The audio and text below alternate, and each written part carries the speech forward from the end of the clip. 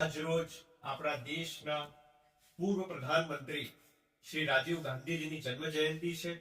એ નિમિત્તે આજે સૌ કોઈ કોંગ્રેસી જન એકઠા થયા છે. આપ કલ્પના કરો કે ભારત દેશને યુવા વર્ગ ચલાવશે એવી એક એમણે કલ્પના કરી અને વિચાર શક્તિને અમલમાં મૂક્યો. અને જેમ અત્યારે પ્રમુખશ્રીએ કહ્યું કે 18 વર્ષની ઉંમરે યુવાનોને મતદાન કરવાનો અધિકાર આપ્યો. કોને કલ્પના કરી હતી કે ભારતમાં સાયન્સ, ટેકનોલોજી, કમ્પ્યુટર એ હદ સુધી આગળ વધશે કે જે કારણે આપણે આજ રોજ એઆઈ ટેકનોલોજીમાં પણ જીવી શકીશું. આ તમામે તમામ કલ્પના એ આપણા રાજીવ ગાંધીજીની. ખાસ એક મહત્વની વાત, આપ વિચાર કરો કે એક માતાનું નિધન થયું અને એમ જો કહેવા જઈએ સામાજિક રીતે અને રાજકીય રીતે તો આપણા દેશના પૂર્વ પ્રધાનમંત્રી શ્રીમતી ઇન્દિરા ગાંધીજીનું એસેસિનેશન થયું. એ દુઃખ, એ યાતના, એ પીડા, એ તમામ બાબતોને ભોગવીને ત્યારબાદ તરત